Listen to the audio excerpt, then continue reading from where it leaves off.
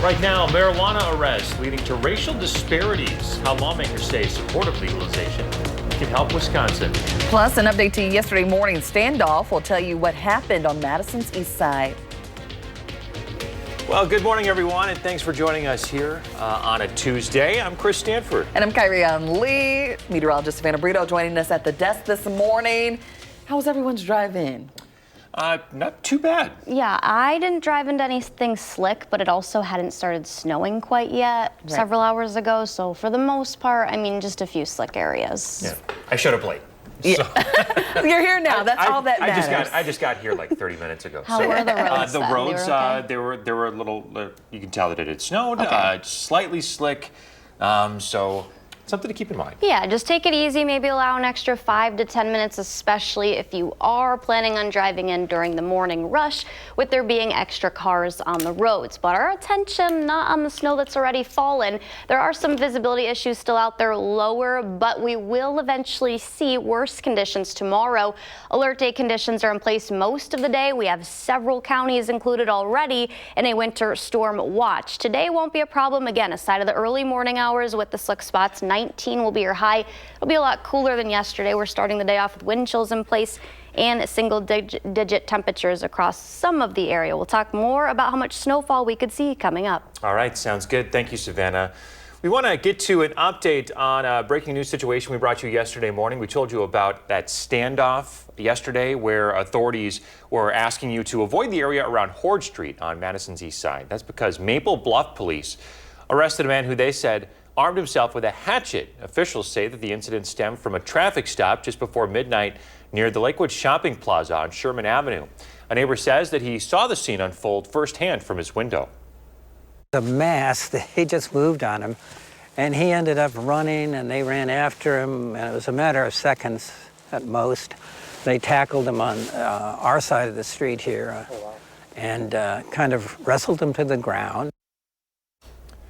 Authorities have yet to release the man's name. He is currently in the Dane County Jail. And to some of the top stories this morning. Unlike Wisconsin, in Minnesota, Illinois, and Michigan, state residents can use marijuana either recreationally, medically, or both. But a new report from the American Civil Liberties Union has found that this is hurting our state economically, and it's disproportionately affecting certain communities. Our Armand Rahman breaks down the numbers. Over the years, more Wisconsinites on both sides of the aisle are supporting either recreational or medicinal marijuana legalization, or both. We're really falling behind our neighboring states. In its report, The State of Cannabis, the ACLU, a nonprofit that works to expand civil liberties, found 78% of Republicans, 84% of independents, and 95% of Democrats supported legalizing medical marijuana in Wisconsin. But those people aren't emptying their wallets in a state where weed's not legal. Just in 2022, there was data showing that $121 million from Wisconsinites went to Illinois, which contributed about $36 million in Illinois tax revenue. The Wisconsin Legislative Bureau projected the state would earn about $165.8 million in tax revenue each year under the governor's recreational legalization proposal from the 2021-2023 budget. But leaders with the ACLU say this isn't only hurting the state's pocketbook. There's a lot of significant social, human, economic costs with marijuana's continued criminalization. The report found black people in Wisconsin were about 5 times more likely to be arrested for possessing marijuana, even though data shows they use it about the same as white people. When you come in contact with the criminal legal system, it could cost you your job, your housing, could destabilize the lives of your family or those who depend on you, and cause lifelong trauma. The organization says legalization has enough bipartisan support to earn attention. For democracy's sake, just give the people a public hearing to voice their opinions. According to the ACLU, Assembly Speaker Robin Vos proposed a bill that would allow state-run dispensaries last year, but that bill died without a public hearing. Reporting it. That was Armand Rahman reporting. Meantime, Wisconsin, along with 21 other states, is now suing the Trump administration over funding cuts at the National Institutes of Health. The coalition is challenging the administration's attempts to cut indirect cost reimbursements at every research institution throughout the country. These reimbursements cover expenses like faculty, infrastructure, and utility costs. The coalition argues that without them, life-saving medical research in the U.S. could be compromised. A federal judge filed a restraining order blocking the Trump administration from freezing NIH funding headed to research centers Governor Tony Evers responded to this lawsuit in a statement to News 3 Now, saying, quote, "The Trump administration's reckless federal funding cuts will be devastating for Wisconsin and a setback for millions of people who hope and pray every day for a cure or treatments that might save their life or the life of someone they love." Congressman Mark Pocan joining other lawmakers asking for the return of essential HIV and AIDS services. In a letter to the Secretary of State, the group asked for restoration on the President's Emergency Plan for AIDS Relief, or PEPFAR. They say PEPFAR is the single best example of U.S. foreign assistance that makes America safer, stronger, and more prosperous. The letter reads in part, "We urge that essential HIV and AIDS services continued uninterrupted. A halt in these services threatens millions of lives, undermines decades of progress, and diminishes U.S. leadership in global health security and diplomacy. PEPFAR is a cornerstone of global health progress and U.S. diplomacy with bipartisan support spanning decades." In more local news this morning, Children's Theater of Madison is receiving a $40,000 grant for its 60th anniversary. The grant is from the Madison Community Foundation. It will help support the hiring of a full-time fundraising professional. That position will create a sustainability campaign and advancement activities related to CTM's upcoming 60th anniversary milestone. And so we've been in the community for a very long time. And what we do is we have educational classes that are year-round. And a lot of people see our main stage productions, which we do here at Overture Center, which coming up on February 14th will be Cinderella. So it's going to be an absolutely magical performance. CTM's Cinderella show will play this weekend and again from the 21st through the 23rd. Tickets can be purchased on the Overture Center's website. A link to that can be found on our website, channel3000.com. Love to see young people doing great things, so just get out and support them if you can. No, it's stuff like this that makes the Madison arts scene what it is. It's such a big part of this community, especially when you're talking about kids getting involved, to see their faces light up and how seriously they take it and what it just does for them on so many different levels. You do love to see it. Yes, you do. So Cinderella coming up. There you go. This Mark your weekend. calendars. All right, Savannah, what's coming up? Guys, we're tracking a cooler than normal day ahead with a high of 19 after a chilly start. Make sure you have those winter coats. We'll talk about alert day conditions tomorrow coming up. And it's time to talk about the best of Madison in 2025. I'll share how you can support all of your favorites in the 608. You're watching News 3 Now this morning. Moving forward. All right, we're back. Telling you about what's going on in the 608 this morning. It is officially that time to talk about the best of Madison.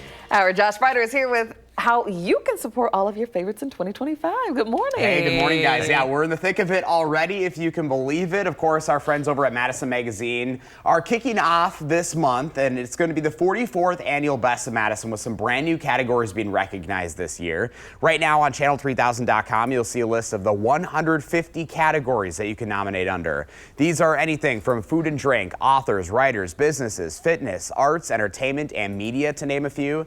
For decades, Best of Madison has helped determine what readers think are the best businesses, people, places, and experiences in the Madison area.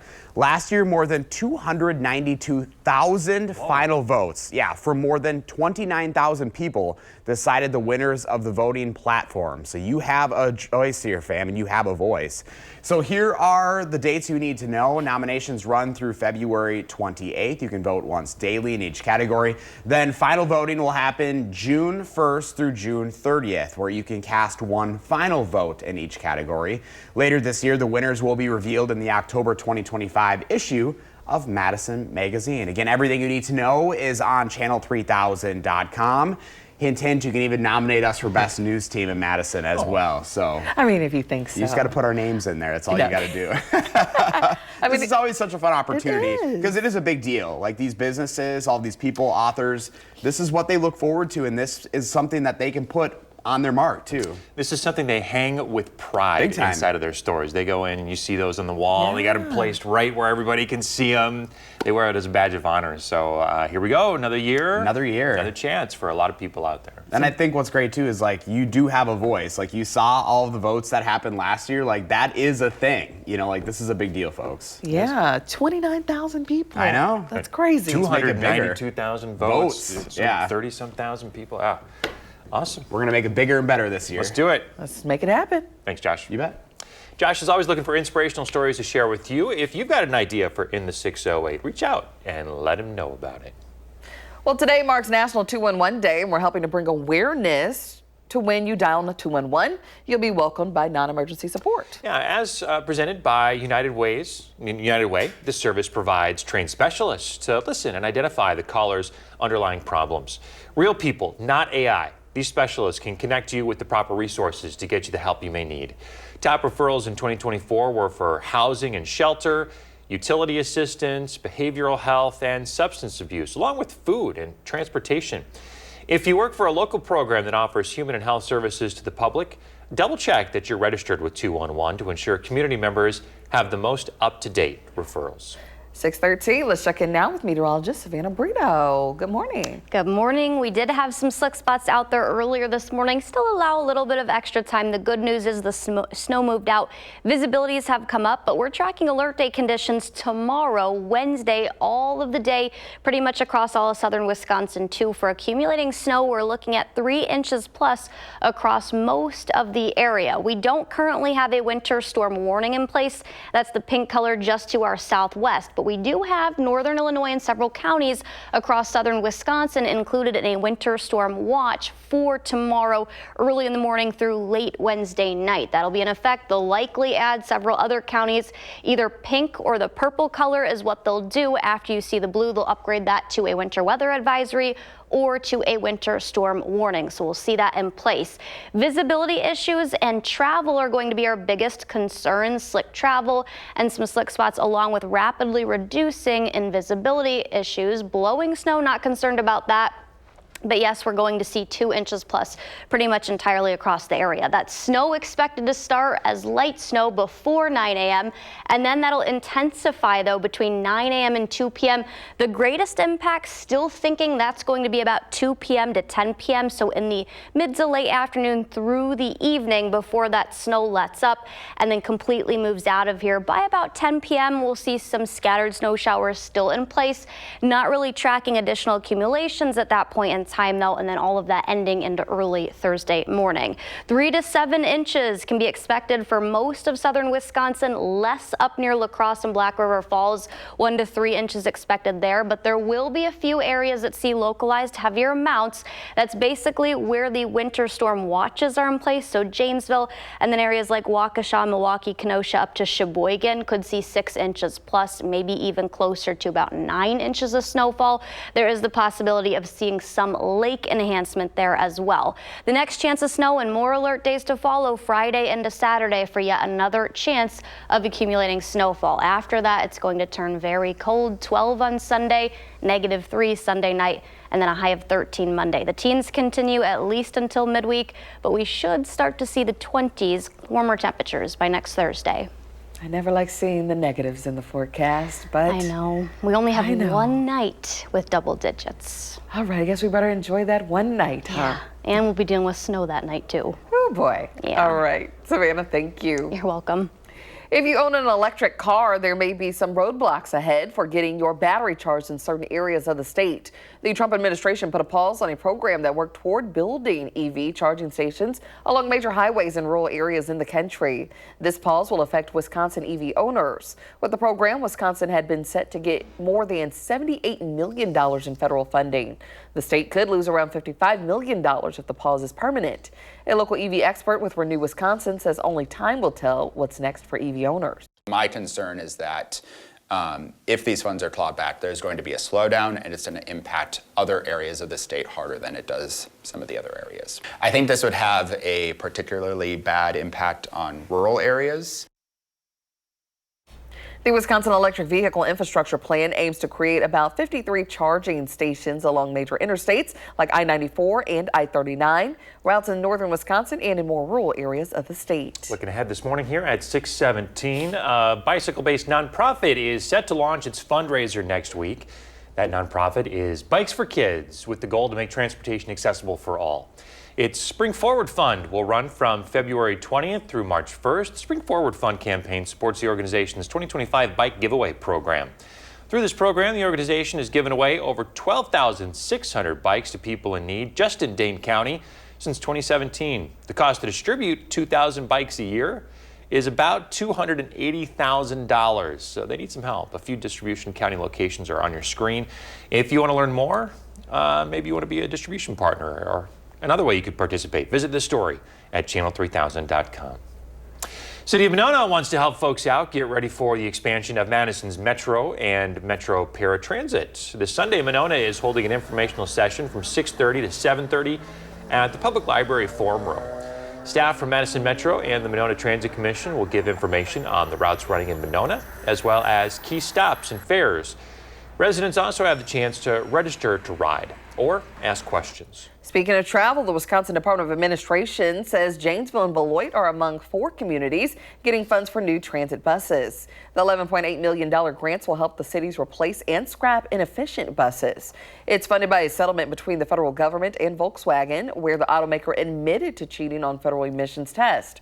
As part of that settlement, Wisconsin will receive $67.1 million over the next 10 years. Still ahead, a gift for an ex. We'll tell you what some zoos are offering for Valentine's Day. And coming up in our next half hour, the possibility of a limit on reoccurring school referendums.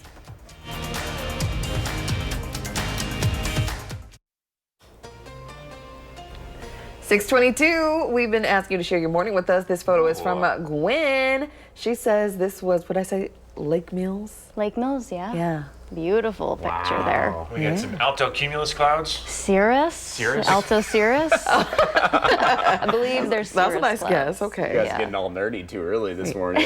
It's the way the sunset, I believe, could be a sunrise, is reflecting off of those ice crystals in the clouds. Those are really high up clouds. Those are the wispy ones. Yeah. Like the hair. alto cirrus. Yep. Alto meaning way high up in the air. Exactly. They're super high, and then cirrus means something else. I just call them cotton candy clouds. Yeah, that's not I'm right there with Beautiful picture, you. I haven't talked Thank about you. clouds since elementary. So goodness, yes, Gwen, thank you for the beautiful photos. The reflection off the lake there is pretty awesome. Yeah. Very nice. Well, if you're not celebrating love this Valentine's Day, here are some options to honor an ex, and it's all for a good cause, so you don't have to take it too seriously. All right, for $10, if you want to make that to the Fort Worth Zoo in Texas, the zoo will dedicate a pound of poop to the crappy person of your choice. A third-party company will transform it into compost. You'll be emailed a special certificate for your donation. It's the Do Some Good campaign. Like Yes. doo-doo. Yeah. Well, they didn't say doo-doo. They just said do. Look. Do some good. It starts at just $5. The San Antonio Zoo in Texas will name a cockroach if you don't want the stinky thing for your ex. Wow. Or a vegetable after an ex, and then feed it to a zoo animal. Donors get a Valentine's Day card to download and a special video with one of the zoo's residents. Finally, the Wildcat Ridge Sanctuary in Oregon is holding a fundraiser called My Bloody Valentine for a $50 donation. They will feed an ex's heart to a wildcat. Yeah. So we got some options. All right. Yeah. It's like if you're still in the healing process, this Oh my is for gosh. you. I thought we were supposed to say no to violence. Yeah. Well, you're gonna say you're not doing anything wrong. No, I know. It's the animals. I know, and I guess your donations go a long The donations way, too. go a long way. For a good cause. And Yes, a good cause. exactly. And they're getting fed too. So There you go. And I'm sure they're not mad about it. But the poop, though, I don't know about that. I know. Do I wouldn't want. some I wouldn't want to receive that. Yeah. Wouldn't want to be on the receiving end. Well, we have weather trivia. It's also All right. related to snow, not exes. What is the greatest 24-hour snowfall ever recorded in Madison? Good one. These are your options: 13.3 inches, 17.3, 23.3, or 25.3. I'm gonna go B. I'm gonna say 17.32. Okay. Also. I'm going to buck the trend and go with C. C, 22.3. 17.3. And that happened on December 3rd, 1990. Our other question was about what city in the state received the greatest 24-hour snowfall, and that was in Neillsville. Okay. Wow. I don't know if I'm pronouncing that right, you but got that's that up by Stevens Point. Yeah. Yeah. Okay. Wow. Learn something new. Well, see, I thought you were gonna say like it happened back in the 60s. 1904, The 60s. No, the 1700. 60s, because like literally I was Okay. just talking to a man who said that it snowed like 17 inches in April of 1965 or something like that. Okay. And that's the day he was born or something like Oh. that. And I was Happy like, well, birthday, right? maybe that was Good birthday the present. correlation, but I guess I would love to see 17 inches of snow in a day. It's been a long time. It's been a long time. Like, time. we're due for a big snow event. I haven't seen that since 2011. Way overdue. Yes. Remember that snowfall last January? It was like mid-month last year. We got a big snowfall, but it's been a long time since we've seen like a decent winter storm. Yes. Yeah, Yes. but we are tracking one. Yay, It's not going to be anything close to 17 inches, but we'll talk about what areas will see the highest snowfall accumulation tomorrow coming up.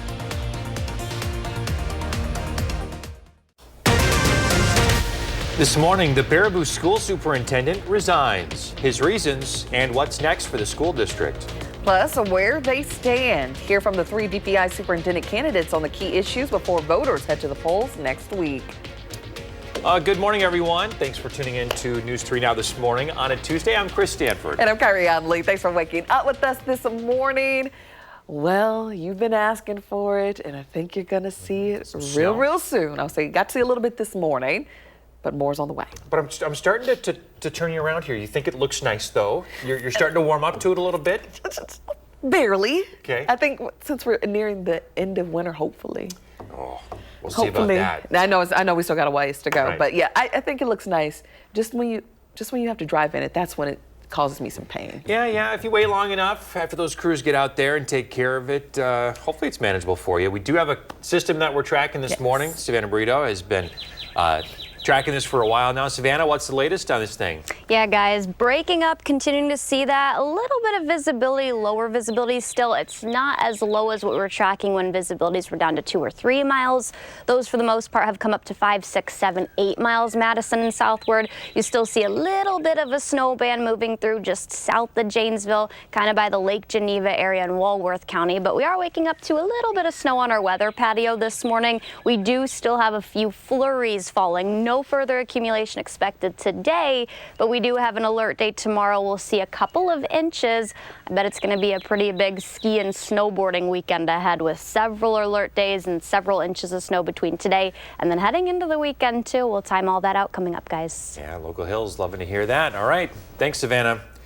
New this morning, the Baraboo School District Superintendent is resigning. Dr. Rainey Briggs made the announcement ahead of last night's school board meeting. In an email to staff, Briggs said, quote, "This decision comes after careful consideration of my well-being and professional growth." He did not elaborate further. Briggs has served as Baraboo Superintendent since July 2021. Now, this news comes 8 months after an incident at the district's high school graduation. That's when a parent rushed the stage and confronted the superintendent. The parent alleges he did so to prevent Briggs from shaking his daughter's hand. The parent expressed his unhappiness with how the district handled an in-school incident involving his daughter. The parent faced a disorderly conduct charge. Briggs' resignation will take effect at the end of next week. The school district says it will announce an interim superintendent at a later date. A 22-year-old Grant County correctional officer is dead this morning after being hit by a vehicle. It happened over the weekend in Mattoon, Illinois, southeast of Springfield. Police say that officer Dylan Bellamy got hit while walking along a highway. Bellamy had been on a training weekend for the Army National Guard. The crash is under investigation. The sheriff said that Bellamy was a bright young man with a great future at the office. Happening today, a man accused of shooting and killing his pregnant girlfriend will learn his fate in court. Logan Barclay, who you see here, pleaded guilty to first-degree intentional homicide. That's after the death of 22-year-old Kirsten Hansen. It happened last year on April 17th on the Peace Trail in Janesville. 2 people walking along the trail found Hansen's body leaning on a tree. Barclay's sentencing hearing is this morning at 8:30. In Fitchburg, an 18-year-old man's recovering after a shooting. Fitchburg police responded to an apartment on Country Rose Court late last Thursday night. That road is near the Beltline and Rimrock Road. Police say the 18-year-old suffered a non-life-threatening gunshot wound. First responders took him to the hospital. There's currently no threat to the public, but Fitchburg police are still investigating, and they have not announced any arrests. So if you have any information, you're asked to give them a call. That number to do so is 608-270-4300. School districts are increasingly turning to voters to approve funding via referendum votes, but a new proposal in the state assembly could limit those efforts. Assemblywoman Cindy Duco is leading an initiative to put limitations on reoccurring school referendums. It comes ahead of votes in places like Kenosha, Racine, and Rhinelander. In Milwaukee, voters approved a $252 million referendum for the city's public schools last year. Madison had a similar outcome for its referendum. Hundreds of school districts went to referendum last year. Close to 100 are going to referendum this year, it appears. It really is a statewide trend that we're seeing. I don't expect that those are, mitigating anytime soon, and certainly the inflation that we saw in 22 and 23. The new bill would ensure any school funding increases through a referendum expire after 4 years. Well, today marks 1 week until the spring primary election, and the race for state superintendent of public instruction will be on your ballot. 3 candidates are currently running. The primary next week will narrow that race down to 2. Our Ellie LaLiberte shows you where each of the candidates stand on the hot issues in the race. Over the past 3 weeks, I've sat down with each candidate vying to be Wisconsin's top education official. Incumbent Jill Underly, Sauk Prairie Superintendent Jeff Wright, and education consultant Brittany Kinzer. So where do they stand on key issues? Well, arguably one of the top issues in the race is testing standards.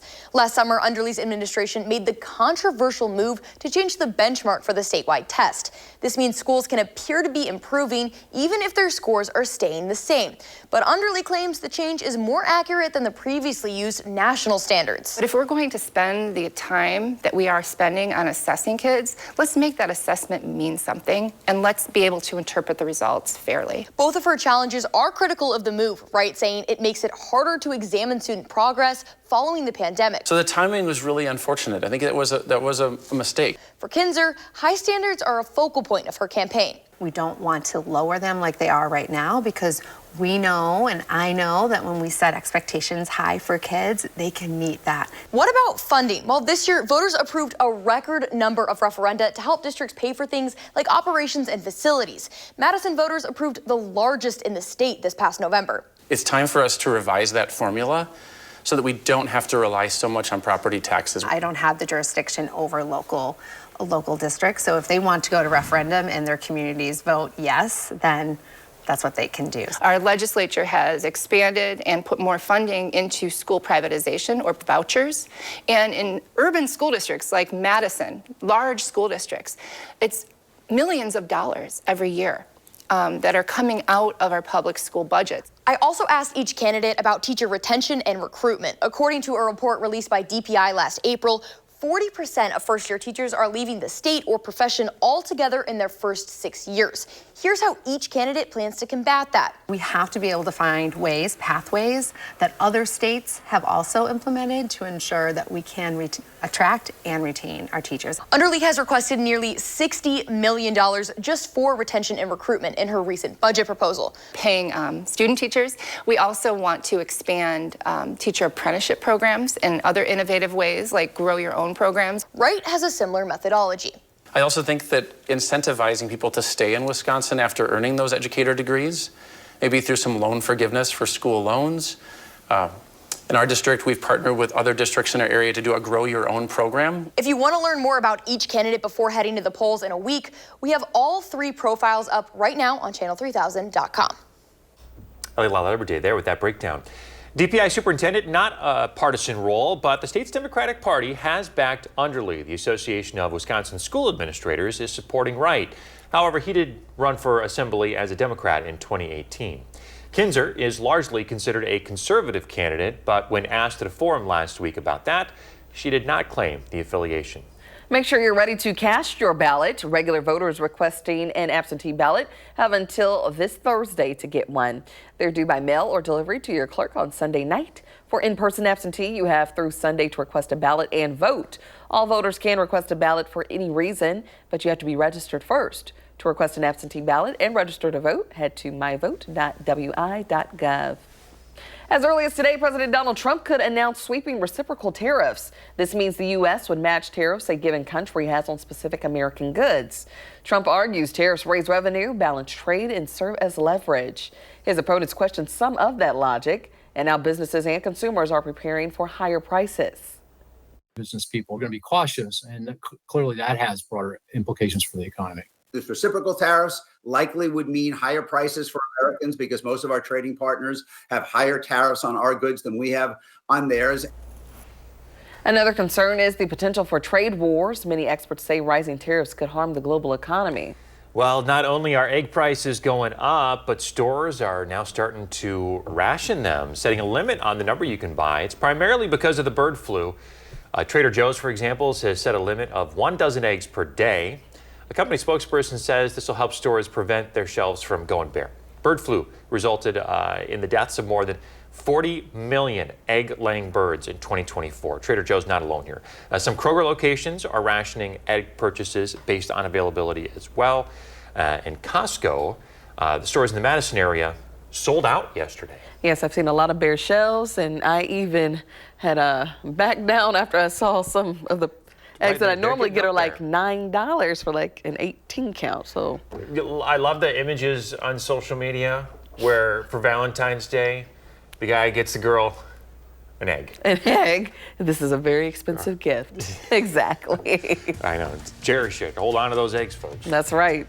Coming up after the break, we look at the surge of flu cases across the country and share how to protect yourself. And we are tracking a decent chance of several inches of snowfall across the Madison area. We'll talk about snowfall totals and that timeline coming up. And it's time to talk about the best of Madison in 2025. I'll share how you can support all of your favorites in the 608. You're watching News 3 Now this morning. Moving forward. Hello, my name is Loyal. I'm from Baraboo and Savannah by my dad. Here in Baraboo, like Loyal, expect a little bit colder temperatures compared to down here in Madison and especially southward. Clouds are going to be quicker to clear across the northern portions of southern Wisconsin compared to Dane County and southward. Temperature is up there in the single digits early this morning. We will warm. I don't even want to say the word warm because our high today only 19, so it'll be below average.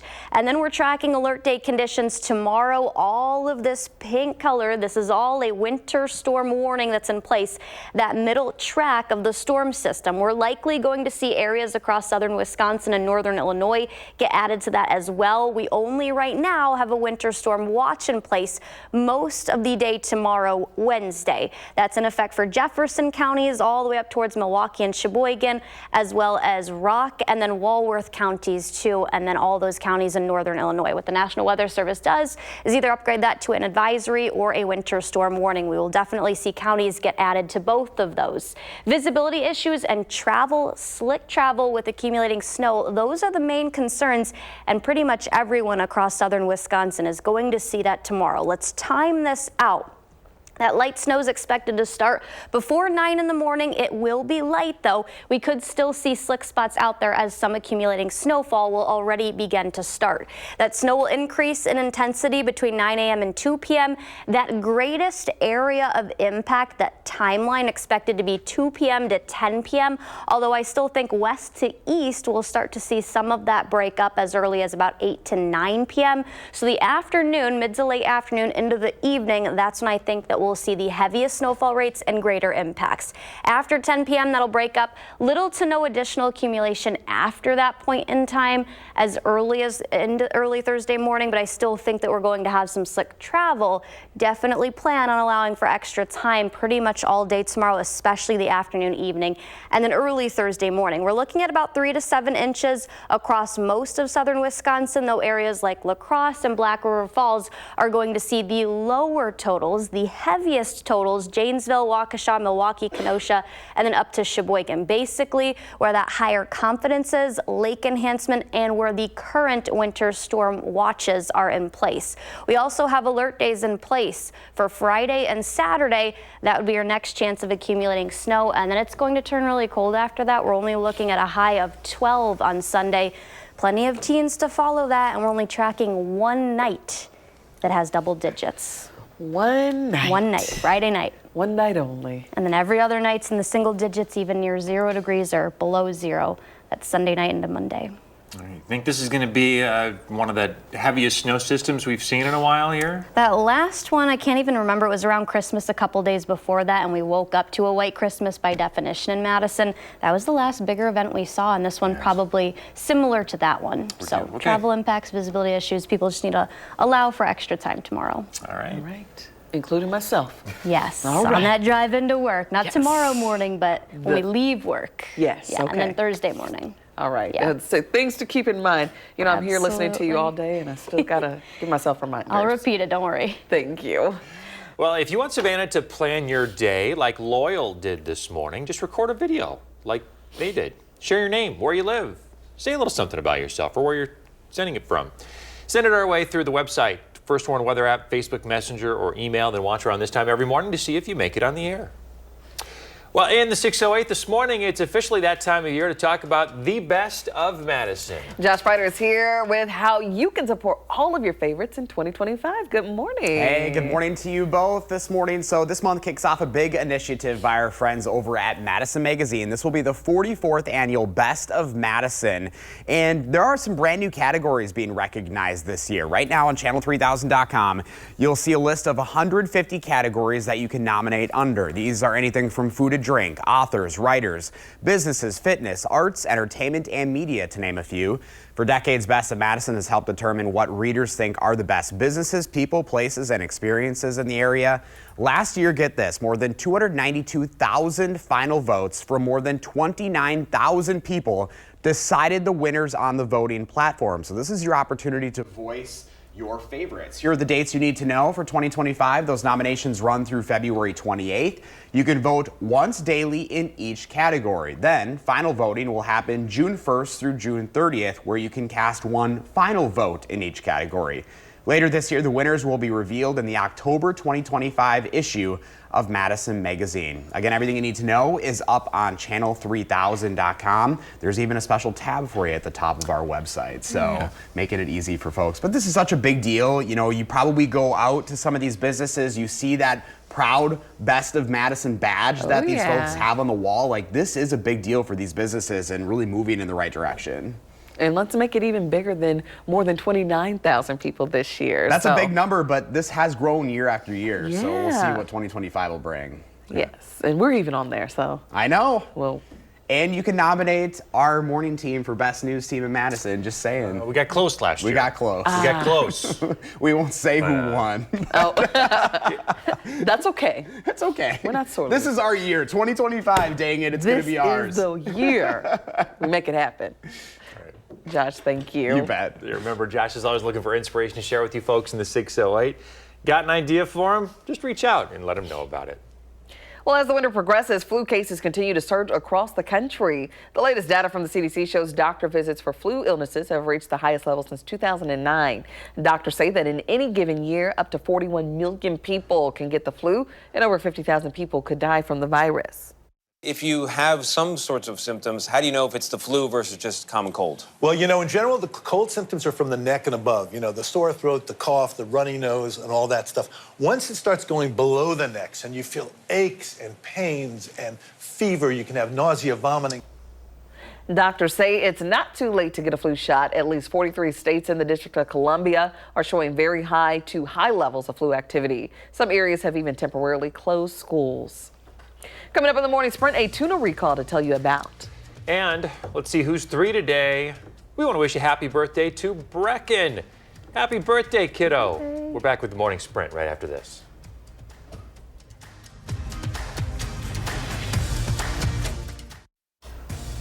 .653, time for the morning sprint. New this morning, the superintendent at the school district of Baraboo was resigning. Dr. Rainey Briggs made the announcement ahead of last night's school board meeting.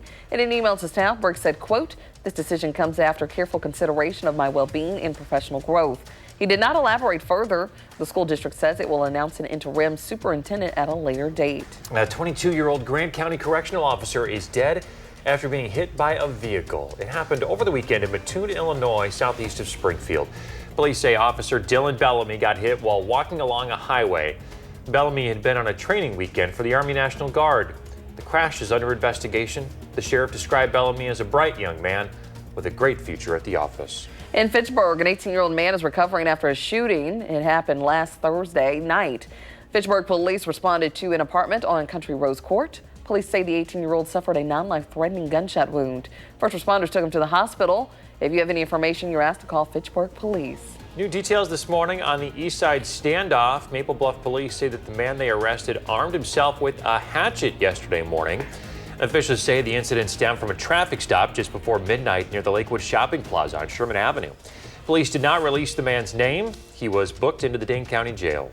As early as today, President Donald Trump could announce sweeping reciprocal tariffs. This means the U.S. would match tariffs a given country has on specific American goods. Trump argues tariffs raise revenue, balance trade, and serve as leverage. His opponents questioned some of that logic. And now businesses and consumers are preparing for higher prices. The FDA says Tri-Union Seafoods is recalling canned tuna due to possible botulism contamination. The tuna is sold at several major retailers under various brand names. They include H-E-B, Trader Joe's, Genova, and as Van Camp's label at some Walmarts. No illnesses have been reported so far. Consumers are urged to throw away the recalled products. The Milwaukee Brewers will wear a patch on their uniforms this season to honor Bob Uecker. He's the legendary Brewers radio commentator who died last month.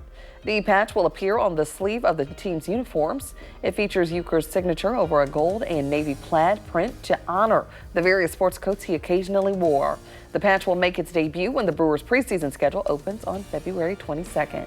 Well, there still could be slick spots out there, so take it easy. But alert day conditions, that's going to be in place tomorrow, all for southern Wisconsin. We are tracking the potential of seeing 3 to about 7 inches across most of the area, 20 tomorrow. So temperatures are going to be similar both today and tomorrow. And that's not the only chance of snow we're tracking Friday into Saturday. But first and foremost, we got to focus on tomorrow.